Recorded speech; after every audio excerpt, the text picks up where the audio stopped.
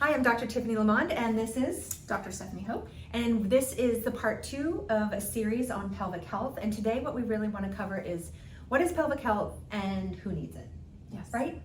So I'm going to start with, tell me about pelvic health. What is it? Okay.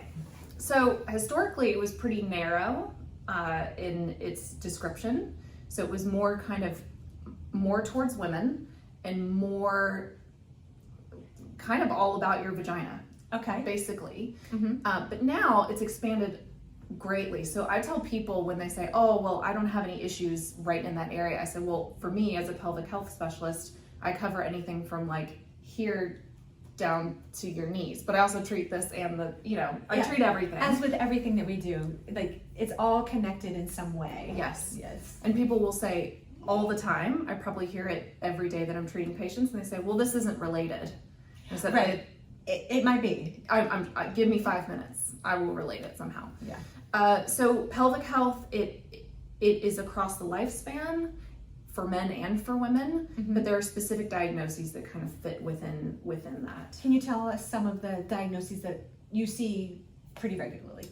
Urinary incontinence is the biggest one. I would say that's also the biggest one for referrals from doctors. Mm-hmm.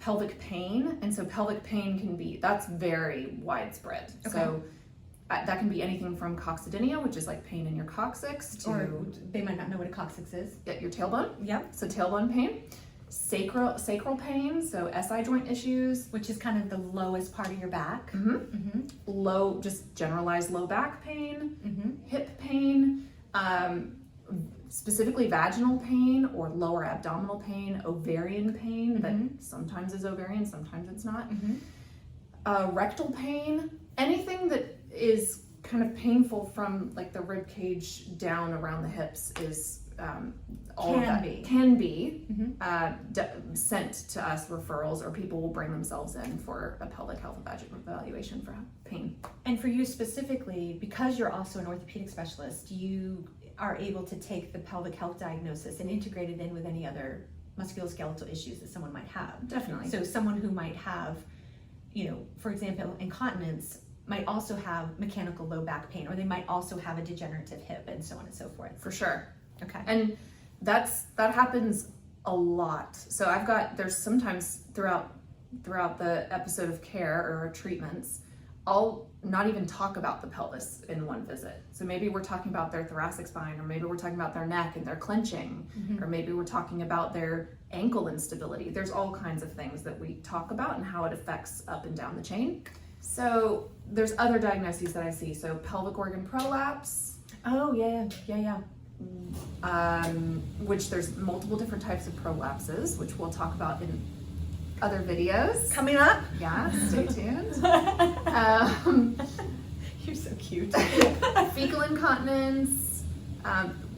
One thing, well, for men, post-prostatectomy leakage, pelvic pain in men, nerve pain. There's so many different things that kind of sit within that. I treat a lot of endometriosis patients, interstitial cystitis, which is painful bladder syndrome. And those patients, oh my gosh, their quality of life can change so dramatically. Definitely. Because that's a really horrible condition. It is. Yeah. Vaginismus, vulvodynia. So what is vaginismus and vulvodynia? So those are kind of lumped within the pelvic pain umbrella, and we won't get into the specifics of those, but there's a lot of sensitivity and pain and discomfort that can stop us from having sex, or using tampons or menstrual cups, or going and getting exams, Right. things like that. Are there any like super obscure things that, like, just in case someone is listening to this and they think that there's no hope for them, is there anything that's really obscure that you can see? So one thing that I treated a fair amount in New Zealand, because this was actually being funded by their government newly when I was there, was mesh removal from prolapse repairs. Oh, okay. Because you've probably seen on the TV, there's all this stuff about mesh and with prolapse repairs. And there's like some lawsuits regarding There's some of that. lawsuits, and when they remove the mesh, there can be a lot of complications. And trauma. And lasting pain. Mm-hmm. So I've treated a fair amount of that now, and I think we're seeing more and more of that and now. again, that's one of those things that it can be devastating, and to get help with Truly. that, yeah. And I also, one thing that I see that probably people are the most surprised about is constipation. So even Which is so common. so common. So is incontinence. It is. It And is. often together. Yes. So that's why during an exam I might ask you about your bowel habits, and people are like, oh, you know, they get kind of weirded out by Or that. not you. No. Let's talk about your poop. But it does affect the whole pelvis. I mean, your colon sits here, and your vaginal canal, and your bladder sits right there. So They're all buddies. They're all together. Yeah. But actually, this is going to sound so weird, but my pelvic therapist will maybe understand this, is that constipation is one of my favorite things to treat. And tell me why. You can make big progress in a short period of time. So people who have been constipated, they're like, I've been constipated since I was 5. That's usually the story. Yeah. And you can help them often in a very short order. Yes. So we do talk about all the nutrition stuff. We talk about lifestyle.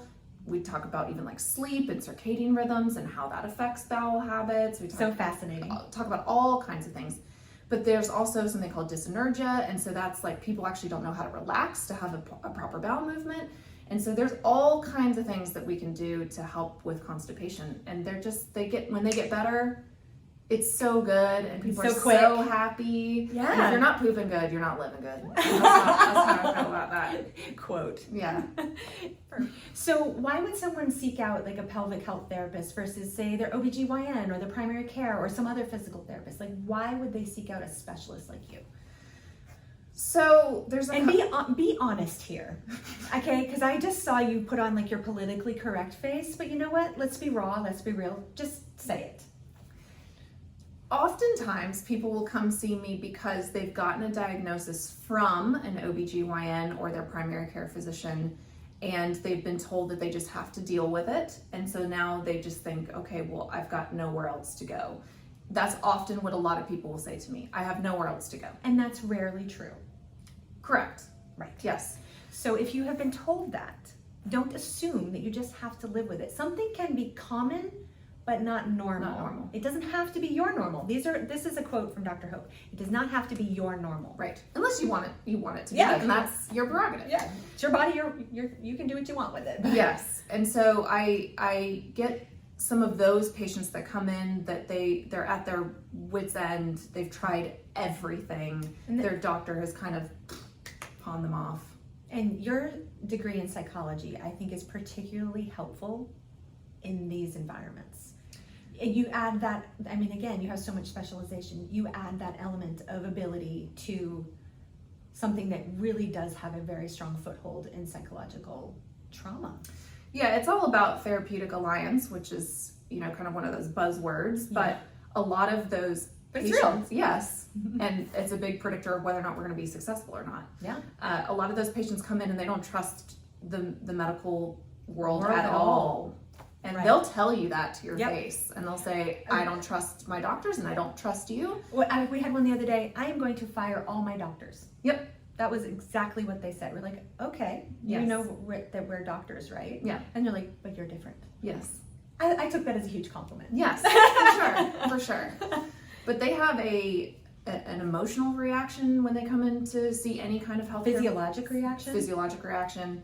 And expectations. So that it is really helpful to build rapport with patients and be able to kind of dismantle some of those preconceived ideas of what is healthcare, and you're not going to be able to help me, and I'm just alone in this. And then that can often open up in a situation where we can partner them with other people that are maybe a better fit for their medical world. Definitely. And Or we so- can advocate for them. Exactly. So And sometimes the way you write it, the phone call you make makes all the difference. It And really does. sometimes we pull you and send you to someone else that's a better fit. I don't want to say that you don't want to paint everything with this a big broad brush. That there No, aren't- this is just kind of Yes. some of the reasons why people end up here. Yes. There's many amazing providers. Yes, there are obviously. some amazing physicians Yes. that's the first thing they'll say is you need to go see pelvic PT. Sure. Like, this is what I see. I don't specialize in this. Go see a pelvic therapist. And that's kind of a great segue. I think that the the better providers know where their expertise begins and ends. Definitely. And so as a consumer of healthcare, it's actually really valuable when someone says, you know what, this isn't really what my area is, but that's only valuable if they followed up with, let me get you to someone who can help you. If they just wash their hands of you, that's not helpful. But, you know, myself, for example, like, you don't want to send me a child with cerebral palsy. Like, I don't know what to do with that. Now, did we learn that in school? Yeah. Do we do that? No. I've got great peds therapists. We have people to send you to for that, and we're not that person. Right. So that's just another thing about healthcare that, you know, like a primary care physician will have to get a lot of grief. They're like, oh, they missed this diagnosis, but they have to know a lot or little about a lot of things, and then they get 5 minutes with them. Yeah, and they have to know when to send to someone else, and so that's a really challenging position to be in. So we want to be sensitive to all these other providers that are really, most of them are doing a great job, but you can't know everything about everything. Right. So when we find those physicians that are willing to, you get on the list. We have a list. Yes. And people sometimes get scratched off the list. Yes. Like, that's true. They were on the list and they are no longer on the list. But we are very specific about vetting the people that we refer to, and we in no way financially benefit from that. Arguably, we probably lose money when we refer out. Right. So it's not a financially motivated decision. It is truly about what's best for the patient. 100%. And it's a special environment where we can really practice like that. Agreed. Because that's not typical rare anymore, is it?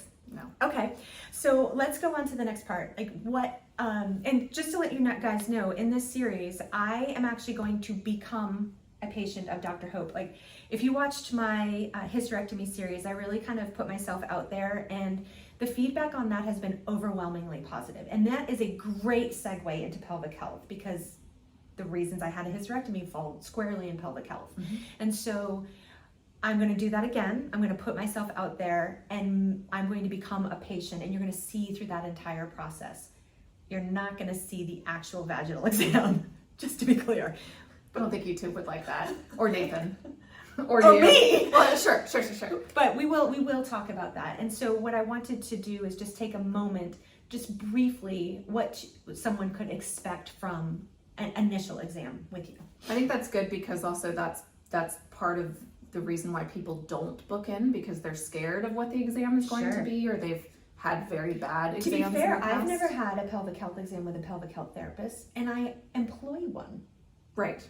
And it's not, and that might come, to be honest, that might come from a slight place of fear. Also, I have to kind of put my ego aside to let a peer of mine do something that intimate with me, but I trust you, totally.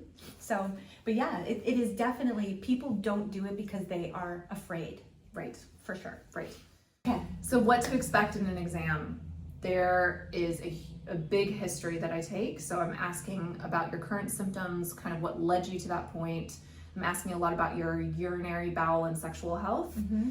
I also ask about orthopedic injuries and your orthopedic history, and then anything else that seems like nutrition, some of your behaviors, a little bit about your social stuff, the mental health, the mental health component, your partner. There's a lot of things that we kind of go into depending on what your diagnosis is. But when we get that full history, that automatically starts getting the wheels turning, telling me kind of what I think that I'm going to find during the exam. Right. This is the initial part of the differential diagnosis. Sure. You know. So just because you came with a diagnosis does not necessarily mean that is the actual diagnosis or that it is the only diagnosis. Right. And a lot of times it doesn't match, right? And that's where a great provider does a thorough history and amazing exam. That is key. Then we go into, I do a lot of education with my patients. So hopefully if any of my previous patients are watching this, they can make a comment about it. Yeah, leave a comment about your experience. Yes. So I have a whole big pelvic notebook. It's not here, it's way over there. But it's full of all kinds of pictures, and I'm very visual, and so it helps me to explain the information, and patients find it really helpful. And you're also using different ways of learning. So you're verbal, using visual aids, kinesthetic feedback, all of the things to help that information resonate with that individual's learning styles. Right, exactly. So we go through all this education because I want you to really, that's a thing that's missing with a lot of women in particular with their healthcare provider. They don't understand what's going on in their body, or they don't even know about the basic anatomy because no one's ever really sat down and talked to them about it. So you mean the patient doesn't know their anatomy? patient Or the provider, or both? Both sometimes. Potentially both. But the patient, this is kind of a mystical area that people don't know much about, or they feel ashamed about, or they've knowing, never even looked at it, or they've never looked. That's a piece of homework that I give people. Yep. Some, not all. Yeah. But yeah, so the education piece is huge, and that can lead us to answering a couple more questions in somebody's history. And then after that, we discuss what a physical exam looks like. There's a discussion, and there's pictures that I show to show exactly what structures we're touching when we're doing an internal exam, so that people can really understand the purpose of the exam, and they can give consent if they decide to go through with the internal exam. And in my observation, patients that were otherwise very nervous and very uncomfortable, once they have had a proper amount of education, it is a very comfortable experience. But they have not necessarily had comfortable experiences in the past because that kind of time and attention has never been paid to it. Right. And a pelvic health, a pelvic PT exam, I say this to every single patient. I say it is unlike any pelvic exam you've ever had before. And I feel confident in saying it will be, this sounds weird, but it will be the best and the least stressful pelvic exam you'll ever have. Tell me why. I don't put you up in stirrups, that's one thing. Mm-hmm. I mean, women see stirrups and they're like, it's traumatic. It's it starts when you're a teenager, generally speaking, and it is the most humiliating, horrible experience. And we have to do it. We should do it. You should get pelvic exams. Yes. However, there is just nothing about that has ever, like when I had my first pelvic exam, no one did what you're describing. Right. They're just like, scoot, scoot, scoot, scoot, put your privates 6 inches from my face. With a spotlight that is used to like work on cars, right? And it's like right up in there. And I'm gonna put this metal object in you. Yes, and I tell them that's the second piece. Or plastic in this nowadays, but it used to be metal. Right, and it used to be freezing metal. And it's not that these physicians are being insensitive. One, they're time constrained. Exactly. It's so rote to them. They don't think about it. And it's clinical. It's just like a medical to them, a vagina is no different than an ankle. Right. It's same thing for you. Yes. But to the patient, that experience is very different. My examining your ankle is not the same as jumping up and being like, I'm just going to touch your vagina. Right. Like there has to be.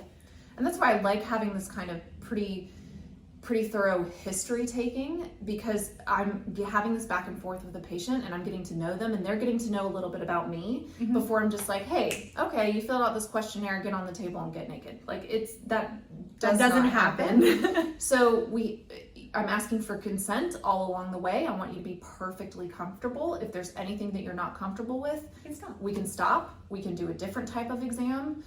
We can do it. We can wait till another time. We can wait till another time. There's all kinds of things that we can do. But yes, I tell them no stirrups, no speculum.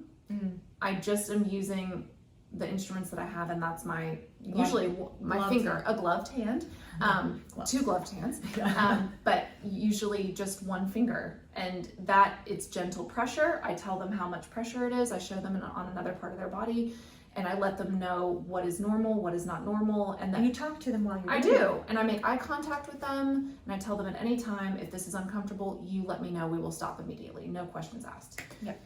And I think that puts a lot of people at ease. I mean, I don't think that I've ever been told that when I go get a pap smear, like, hey, if this is uncomfortable, we'll stop. I don't think so. No, definitely not in the conversation that I've had. No, what they tell you is, okay, a little pinch, and then you're like, yeah! It's that kind of scenario. Yeah. So and again, necessary things, but the experience can be different. We don't want to seem like we're ragging on other providers at all. There's so many wonderful ones. But the process, it could be improved upon. And there's different purposes, right? Totally. So I tell people, I'm not putting you in stirrups and I'm not putting a big spotlight up there because I don't need to look directly right at your cervix. I'm assuming that you're getting what we've talked about, you getting your regular exams, and so that tells me that your provider is making sure that your cervix looks beautiful, and they're doing what they need to do to make sure that you're healthy in that way. You need to be able to feel these things. Right. And feel what's normal, not normal. Yes. Yeah. Yes. And so I do a pelvic exam, not always. So sometimes I'm doing just observation. Mm-hmm. So that's my patients that have more intense pain, and I don't feel like it's appropriate to just go in and try to do an internal exam. So it's what I call like an external exam, or we say it's like an observation, which I can get you to contract and breathe and relax and all these things while I'm looking at the area. If that's really uncomfortable to you, we can do an exam over underwear. You don't have to be Totally not nude. clothed. Yeah. So there's all kinds of things that we can do. Sometimes I've treated patients a couple months before I even see that part of their anatomy at all. So And what an amazing transformation for someone that has had that much trauma to eventually come to a place where they feel comfortable with that. totally. Yeah. It's a really big thing for guys too. Uh-huh. Because for men, we are doing an internal exam, but it's a rectal exam. And so that's a big pill to swallow for a lot of guys. Although a lot of it, depending on the age of the male patient, they've had a prostate exam, so it's not Yes. totally unfamiliar, but I would imagine, again, the manner in which that's conducted has the potential to be more comfortable. Yes, I think also it's a little more, it feels a little more intimate because we're talking, usually with men, I'm talking a lot about like their sexual function. So it just feels a bit more uncomfortable for some men versus like, okay, I'm just gonna go in 30 seconds, boom, boom, in and out, and cough and we're done. And women have historically, nearly annually, have had this done. True. So there's a frequency thing Yes. that is not present from a teenage male will be much more uncommon to have had those Right. types of exams. Right. Not impossible, of course, And but it would be less common. I've treated several 20-year-old men, right? And they're not going in for regular prostate exams at that age. And so this kind of exam is very, strange to them. Hopefully you're not destroying it for them in the future when they No. do have to have a prostate exam. I will say that every time I've treated a male and done an internal exam, they always come out saying, wow, that wasn't nearly what I thought it was going to be. Good. Females say that as well, but men, it's like whew. And to elaborate, it's actually fairly rare for pelvic health therapists to also specialize in males, and so that's kind of true. It's kind of a neglected area of pelvic health, and also really something very special that you do, because many people who do pelvic health, they only do women, and you work with both men and women. Yes. Okay. So in case somebody didn't see our prior video, if someone wanted to come and see you, how would they do that? There's multiple ways to get in contact with us through our website. You can directly book with me or with any other pelvic therapist that we have. We've got Dr. Katie Harrison. Yeah. And that's all linked in the description box below. You can call and speak to Maggie, and then if you have specific questions, you can speak to me when I'm available. We can help to answer those questions for you and get you booked in.